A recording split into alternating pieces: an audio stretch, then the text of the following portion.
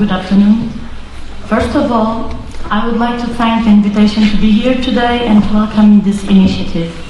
Among many other things, one of the problems of this crisis is a problem of perception, a problem on how people in different countries see the crisis, how people in different countries internalize the crisis as being their crisis. This is the case with Portugal, or the other crisis. This is the case of Switzerland, where Sandra Lang is from. When it is a crisis of everything everywhere, it is a crisis of one kind of rationality, one kind of system, neoliberalism. Therefore, extending the perception of the crisis beyond national borders, but also beyond systems of representation and ways of understanding the world is a major task. A task I do believe several people in the Square movement or recent mass demonstrations started, and events like this continue. I thought of bringing you here today a sort of chronology of what Portugal has gone through in the last years, a story whose focal points would be demonstrations, street encampments, collective experiments, but then I felt I would miss something, some kind of colors or emotional tonalities of all this, with all the love, despair, irony, hope and humor that characterizes it. Something I could see in some of the artworks being currently produced in Portugal nowadays, where a lot of encounters have been happening. People, as Gigi and Ipatia said this morning, have been finding each other. So I have decided to bring you here 5 artworks and tell you the reasons I find them appealing. And I've also invited cultural critic and artist Sandra Lang, who knows well the Portuguese Lisbon panorama, to mediate my understanding of what's going on. Operating as an accomplice, an outsider and an expert, speaking German as well as understanding Portuguese, Sandra Lang will comment and elucidate and interpolate what I say. Or confused. So, the possible landscape. These images belong to the exhibition A Paisagem Possível, The Possible Landscape, by Portuguese Lisbon-based artist Isabel Bryson. The title of the exhibition, A Paisagem Possível, The Possible Landscape, is a semi-poetic expression that can read both as our current situation, that which surrounds us right now, our context, but also as our imaginable horizons, that which will prefigure our future, our horizon of expectation. As if our possible landscape was twofold, this exhibition in the Lisbon Gallery Carlos Carvalho had 2 parts. Wonders of Portugal, one part, and Frontiers, the other part. Talks. Flower. Oh, I'm sorry. Wonders of Portugal, where this picture belongs, as we can read online, was a series of 5 photomontages depicting aggregates of buildings found mainly in the Lisbon area and in the Algarve, the very south of Portugal, heavily touristified. It can be thought of as a series of non-realistic portraits of the Portuguese urban landscape. A solemn, although ironic, comment on the author on her blog can elucidate us of the series' purpose. When we want a city to be known, and I quote, the usual procedure is to compile the most famous and representative local monuments and public spaces. So these pictures.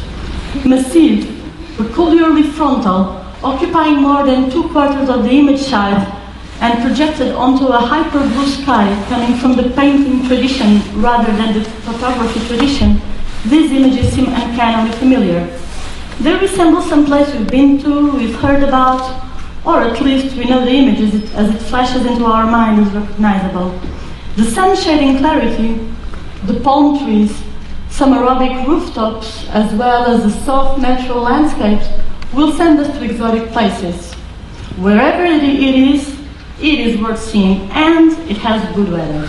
Arcades, tens of balconies, multicultural features, and nice little old-fashioned shops. While we have no clue on how these buildings relate to any city, the colorfulness of the walls makes the place seem exciting.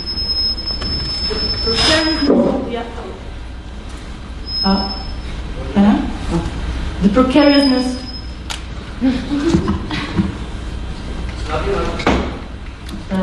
Okay.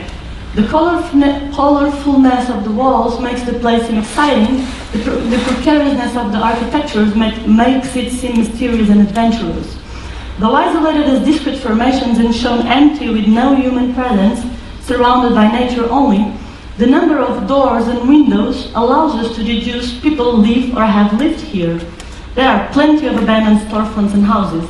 Actually, nearly all the stores are abandoned and all the doors are closed. Where did the people go?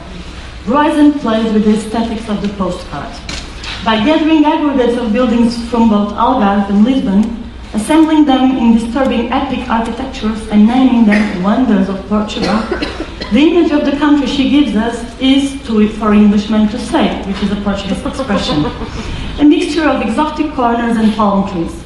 A fusion of Lisbon and Algarve, our worst nightmare in terms of what can happen to the city of Lisbon or even to the country, as Algarve was heavily devastated by mass tourism in the last 2 decades and Portugal's global market destiny is tourism. However, and despite its episodic success, this fusion of Lisbon and Algarve can only stand in the form of a facade, and Bryson's wonders of Portugal, when looked at from a closer distance, are two-dimensional. Their promise of adventure can't be fulfilled. They are only to be seen, to be known about.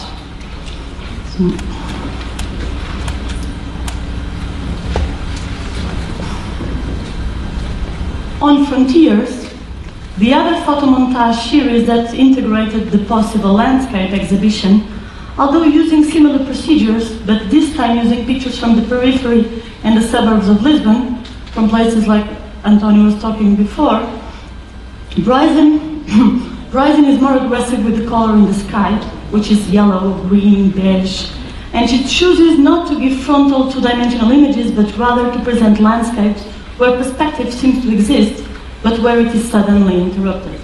Walls, fences, closed gates, natural obstacles, blind facades with no windows, all sorts of obstructions block our way to human constructions.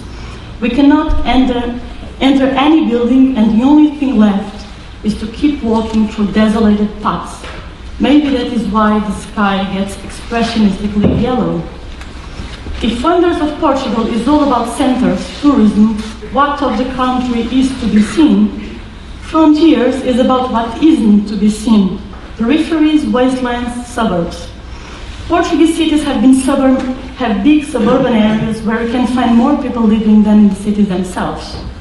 The possible landscape, so our context, but also our horizon of expectation, is thus a precarious mixture of a touristic dystopian future where Lisbon and Algarve blend together in two-dimensional postcards made to attract tourism, and paths that take us, inhabitants, to unsafe and unknown places delimited by walls.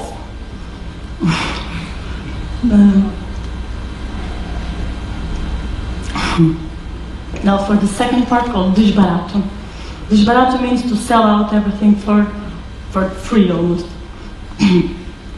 So, aesthetical, analogous to Bryson's photomontage, but used in a completely different way, is the model for desbarato, an urban intervention collectively started by myself, Sandra Lang, graphic designer Marco Ballesteros, all of us part of the editorial and performative project Just a Frontiers, which magazine #1 is there, and graphic designer Isabel Lucena, together with a series of other people, such as António Guterres, from Urban Transitions Stress FM, Patricia Almeida and David Gagnon, who made these posters, Fernando Eugênio, who made that, Sofia Neupart and Silvia Pinto Coelho from Rocio Acampada Arts and Culture Group. Conceived as a research action, Desbarato, so to sell out this project, aims at investigating and calling attention to the processes of gentrification Lisbon has been going through in the last couple of years, especially since Troika's intervention. As it is well known, real estate speculation was at the very core of this crisis, and, at least in the Portuguese case, the so-called Troika good student, one of austerity's outputs was to enable the massive transference of real estate and infrastructures, buildings from the 17th century and 15th century, to foreign global capital, such as banks and investment funds. outstanding austerity student, Portugal is selling out public services almost for anything through privatizations and privates who have lost their jobs. No, wait. Though, almost for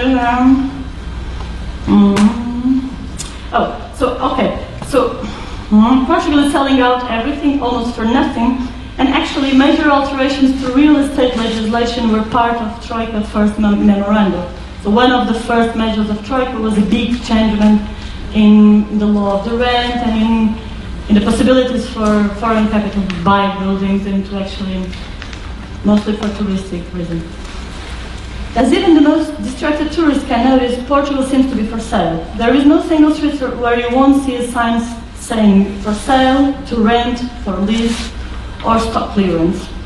As if the crisis was the perfect reason for selling out everything ao desbarato, almost for free, closing doors and windows and packing away through one of those routes Ryzen so well depicts on her series Frontiers.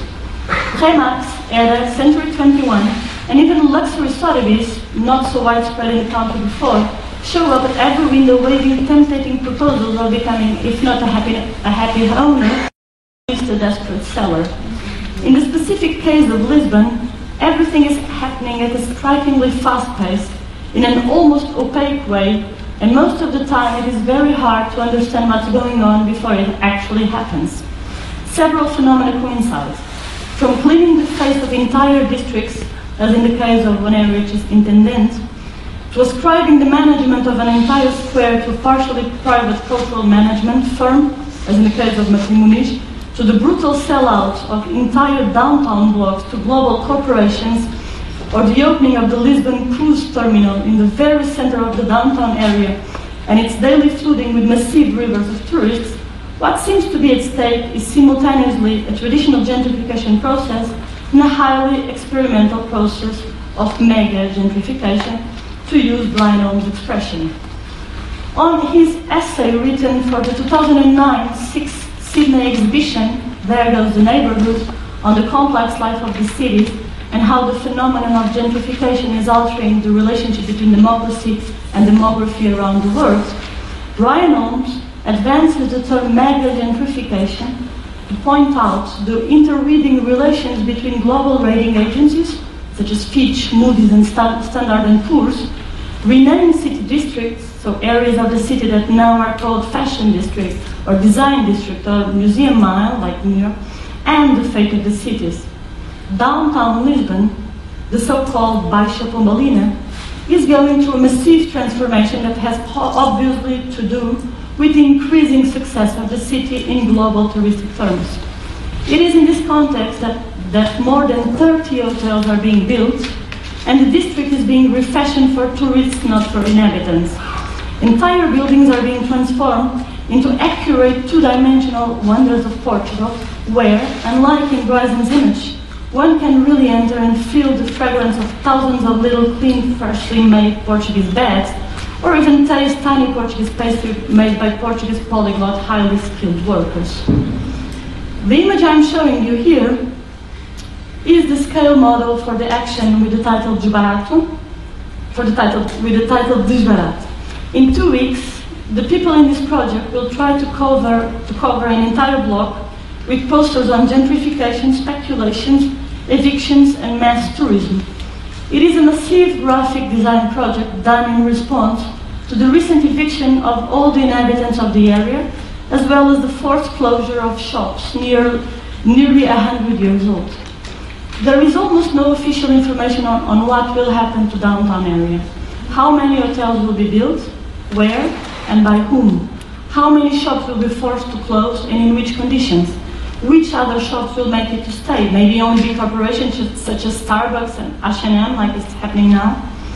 Because of that, Desbarato consisted first and foremost on a research, trying to grasp what was going on. Starting with the goal of sketching the Lisbon gentrification map, it soon generated a series of both discursive, artistic, and political events, such as this presentation, for instance, or a cycle that we will do in 1 month. Okay. All the sentences written here have been collectively generated, and 2 sentences that will show up later, Collective State of Illusion and Republic of Appearances, by artists Raquel Castro and Mariana, will figure in this project as well. And I'm jumping into the next. That's it. So,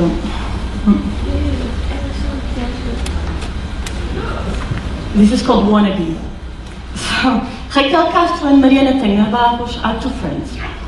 Castro trained as an actress in Lisbon Conservatoire, and Barros works as a dancer in the independent circuit. In 2012, Castro didn't have one single paid job. In that year, apoios pontuais, small state grants for independent artists were 100% cut. Although small, as supported artists used to hire unsupported artists, pontuais grants fostered the artistic tissue of the country, allowing experimental work to be done. Castro and Tender Barros started their artistic collaboration in this framework, and soon, as the stage was an impossibility, they went down to the streets, where they began a series of durational performances in which the city of Lisbon was a major protagonist. By embodying Lisbon, they had become a good barometer of the city. In one of these performances, Bronzeado, tanning, Castro and Barros spent an afternoon in a newly opened beach of Terreiro do Passo, right in the center of Lisbon, near the cruise terminal. So the cruise terminal is here, there is a little beach here. The area, recently face-washed, is highly touristic. English is spoken all over. The trendy restaurants are way too expensive for Portuguese pockets. Castro and Barros feel good at the beach. The beach is great.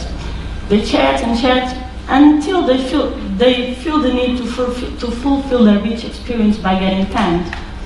So I think the images explain it pretty well. So in a sort of osmosis with the area where they are, they face wash themselves as well. So they tan themselves in a kind of a response to what was going on in the area. So using self-tanning carrot cream, they paint themselves brown and they go for a walk. This is, okay. And later on in their performances, they will really start enacting the tourists. So they will dress themselves as tourists and they will walk around Lisbon and enter in places where, like this is, they're like kind of American tourists or something of that kind. And they will walk all over and comment on all over. And actually, I think they will recently start a project on hotels where they won't be like this, but they will enter a lot of these amazing buildings that now are being transformed in crazy hotels where you can only enter if you're like super rich or something like that. So later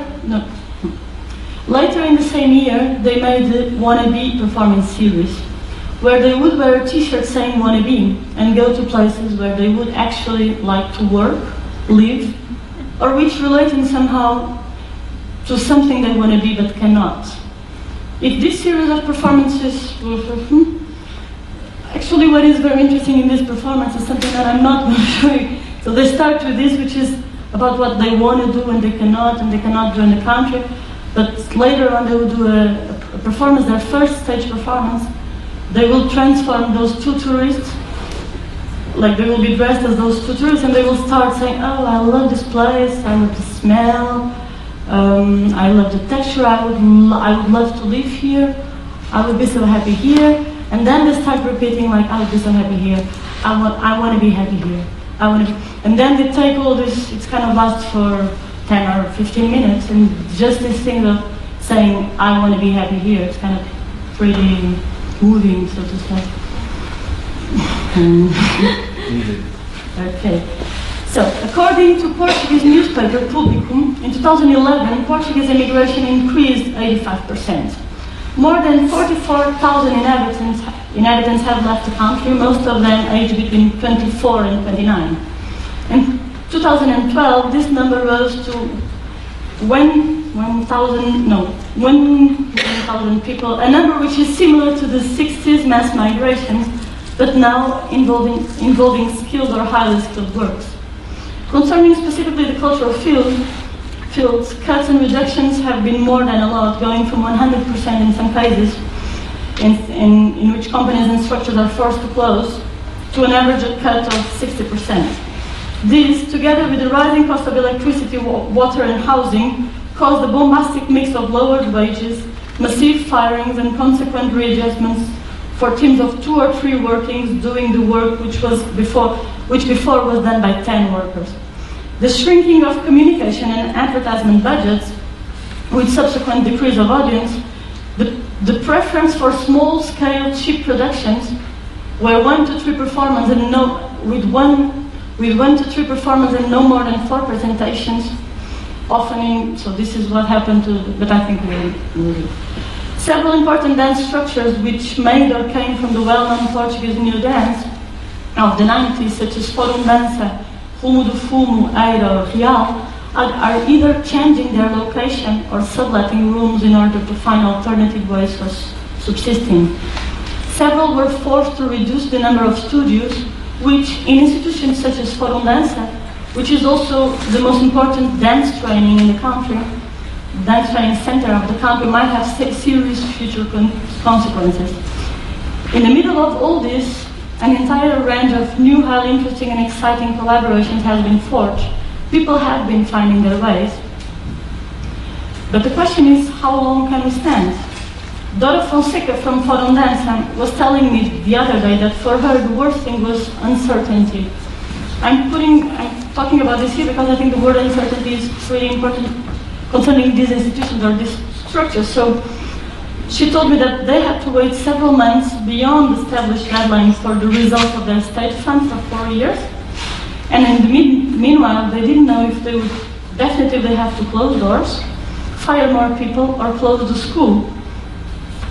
While at the same time, although not making any long-term commitments, they were maintaining their regular activity and the school working. So everything she told me is working on this hyperventilated schizophrenic pace. How far can it go? For how long? And how can one, in the middle of this day-to-day fight for survival, can find ways to resist, forms of saying no? So, last part. So it's called resistance as endurance. Let me see. So here we will show. Controller. So Miguel Pereira, choreographer Miguel Pereira's intervention at independent published book fair organized by myself together with Sandra Lang at Lisbon Architecture Triennale can be seen as a good-humored, paradoxical way of taking this question seriously.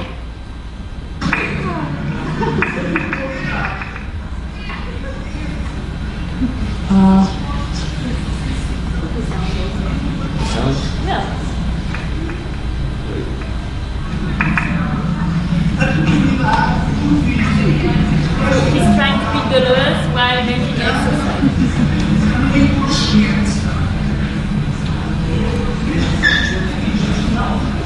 So when invited by us to make an intervention on the concept of resistance as an event themed practices of resistance and spaces of invention, the choreographer chose to work on the limits of both physical and intellectual resistance.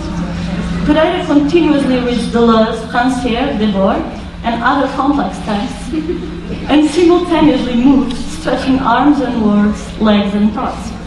What started as an ironic literal way of addressing resistance ended up being a piece on endurance and exhaustion, as Miguel Pereira literally embodied our fragile condition of having to be both physically and theoretically fit in order to deal with what's going on while it's going on.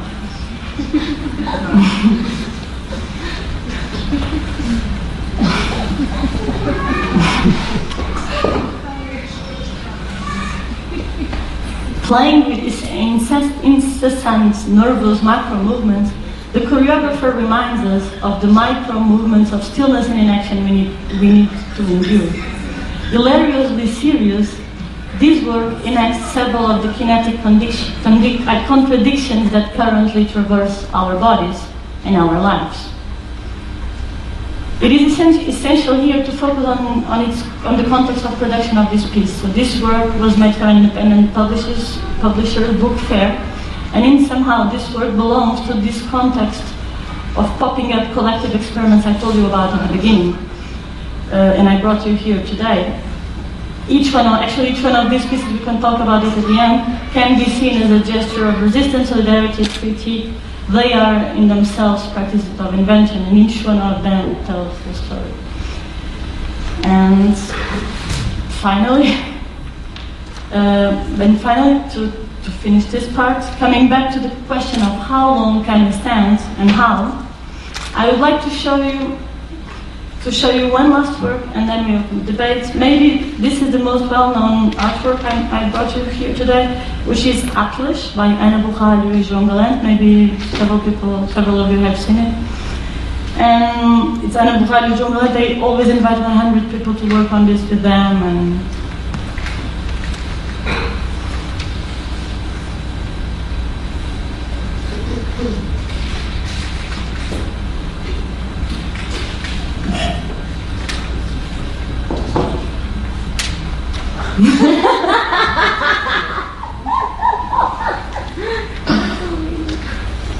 well, if it takes too long, maybe we can start the debate and then we show it. Well, it's connected. Refresh it. Internet. Refresh the page. Refresh the page. Refresh the page.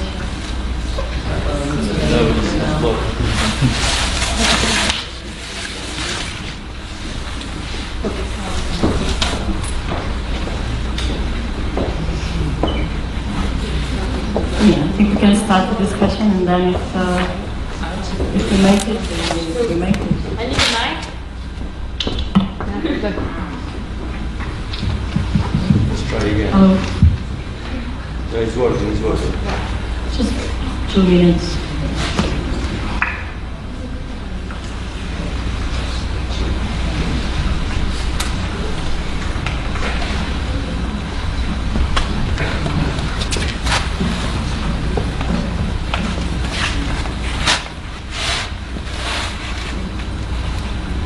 Se um ator incomoda muita gente, 2 atores incomodam muito mais.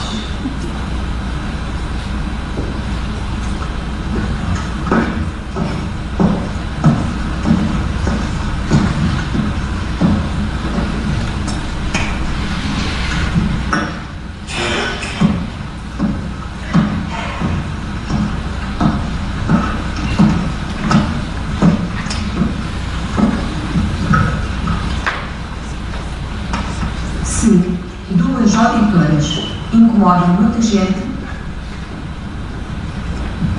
3 auditoras incomodam muito mais.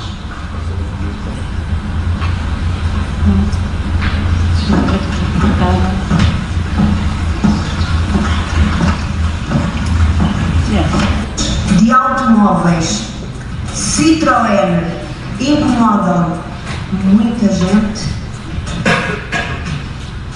32 vendedoras de automóveis Citroën incomodam muito mais.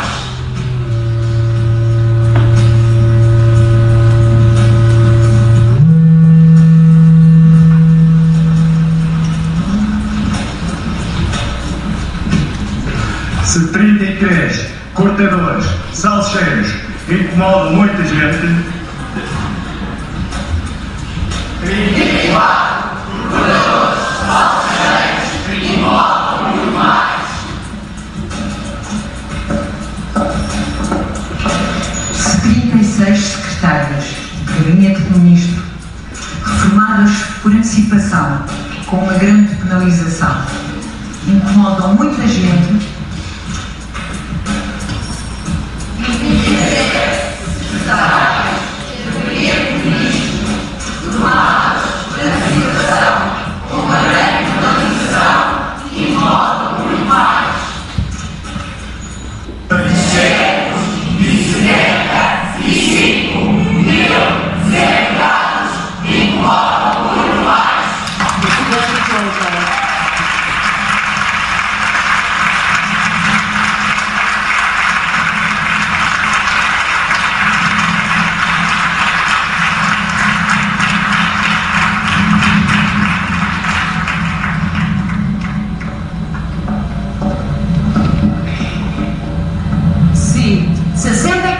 papers incomoda muita gente. Incomodam muito mais. 70 ex-cartunistas, futuras proprietárias de uma sex shop, incomodam muita gente.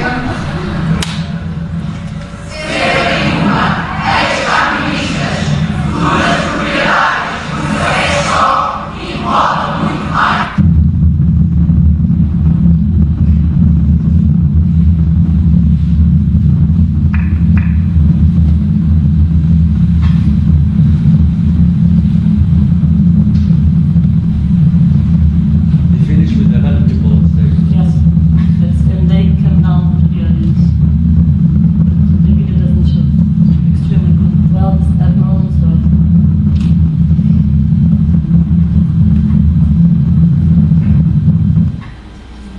So now we're going to start with having kind of debate, and I would also say here that this is not a dialogue, but you can intervene. You're invited to intervene, to ask questions. But I will maybe, actually, as you maybe understood before, I'm not from Portugal, I'm from Switzerland, but I'm working with Ana since 2 years. And we are actually working in our projects almost mostly in this kind of hybrid practices, if you want, or hybrid is maybe not a good term.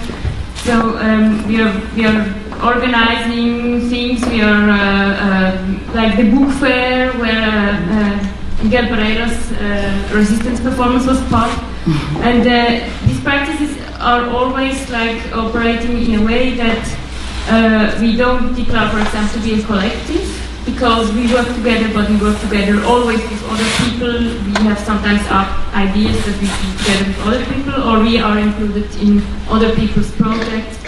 And this has to do also with what Ana was trying to show you, or to bring you here. Like speaking about this artwork, or speaking about art, for us is not disconnected, let's say, of what is going on in the streets in Lisbon, of the demonstrations that are going on in the streets. And her presentation has a title, Lack and Excess. We already spoke last year in Zurich about this issue, and it was, we tried to speak about lack and excess in a sense of saying, like in the mainstream media, what you hear, for example, in Switzerland or also in Germany about Portugal is very reduced, and it's also, it always in this rhetorics of lack. It's indebtedness, it's the south, Portugal, and the south of Europe and the periphery of Europe is indebted. It's everything is in this kind of negative perspective. And so what we try to do in our presentations, usually, or in our work, in our collective work practice, is always trying to show also the invention and the excess of things going on, also currently in Lisbon. So the cultural sphere in Lisbon is very fervent now. There are a lot of projects, like experimental projects going on. There are a lot of experiments in terms of spaces, in the use of spaces. And that's like maybe where our practice together is inscribed too, like the use of spaces when we, for example, start political discussions in art spaces, or when we don't see these practices very separate, and we think they are all important in a practice of resistance and invention.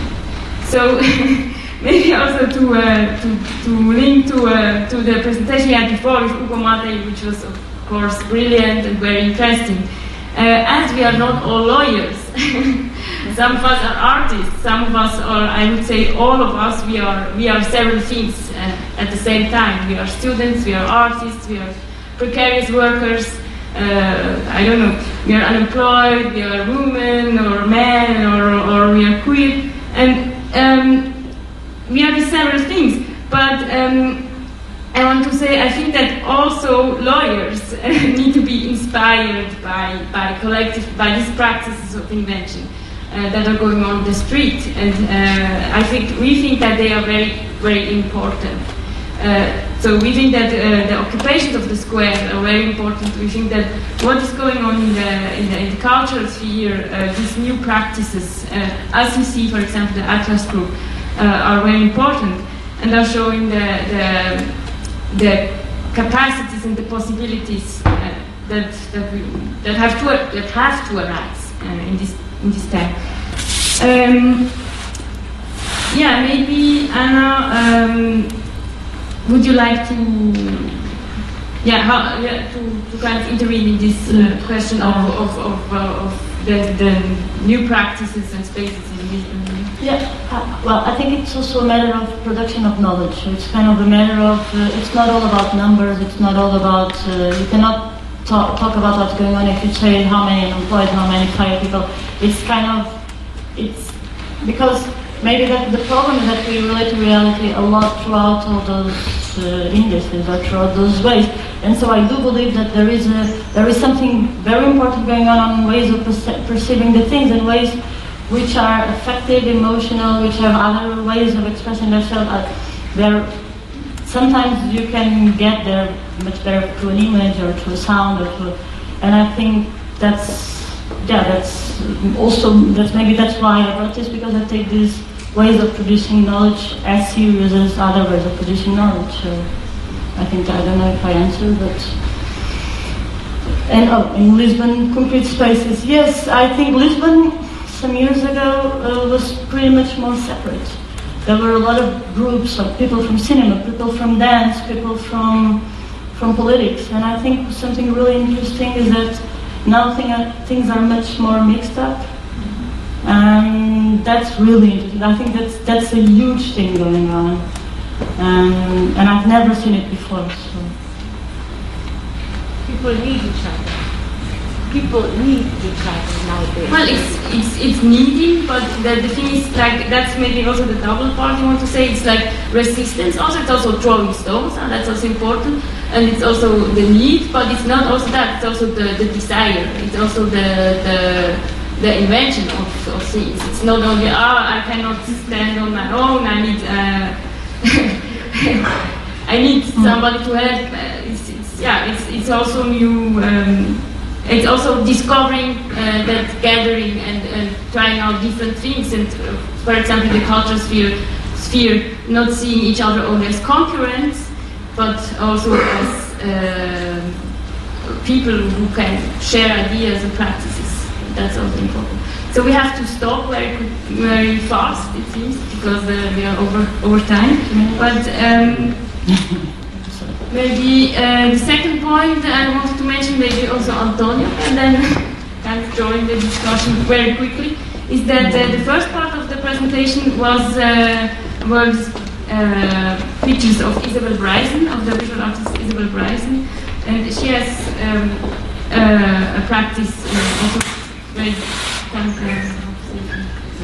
diverse artist practice, but there what comes up is this thing maybe of periphery and center, of gentrification, emigration, kind of this geographical landscape that we have, like, on one hand, because it's also interesting to say maybe that it's not to speak about biography, but Isabel currently, she lives in the center of Lisbon, so that's the part the center of Lisbon that is like object to gentrification and massive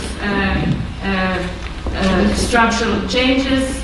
So they will, like, in two streets or 2 blocks, they will construct 30 hotels. And so she lives there. Her boyfriend lives in the periphery, so she travels at night to the periphery. And we heard talking about periphery with Antonio before. And then she is also thinking of emigrating to Australia. So it's it's kind of these different spaces, and these realities are nonetheless related, right? So, yeah, for me it was this thing of the possible landscape, so what we have and what we can have. And of course with all the irony and humor she gave it there, but it's kind of in a psychological point of view, or or well, in a topographical Lisbon point of view, it's center and periphery, and in a psychological point of view, it's kind of either go work on the tourism or emigrate. So it's kind of, so that's why I thought the series, The Possible Landscape and Wonders of Portugal and Frontier, so appealing, because it has it all, I think. And at the same time, it's very formally very beautiful, I think. So, you want to say something to close? Because I think we have to close. But if we could just have one question from you.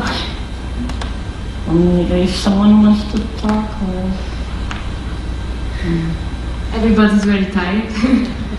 And we have no time also, so that's well, maybe if you want to see this Showroom. Yeah, actually, yeah, that's another thing we brought you, because so Ana brought from Lisbon, as we recently also organized an independent book fair where we also invited several artists to come to make performances. These people and collectives then gave Ana these objects and graphical design to bring here. And if you want to just have a look on this other kind of, you can. Yeah, that's it. And a lot of them are self-organizing, and a lot of them are about the crisis, and in several of them there is this invitation to the others. So for instance, is this collective invited artists from Greece and from Ireland to make objects or posters called Souvenir From. So here's a souvenir from Greece, there's another souvenir from Greece, here are 2 souvenirs from Portugal, so thank you. Thank you.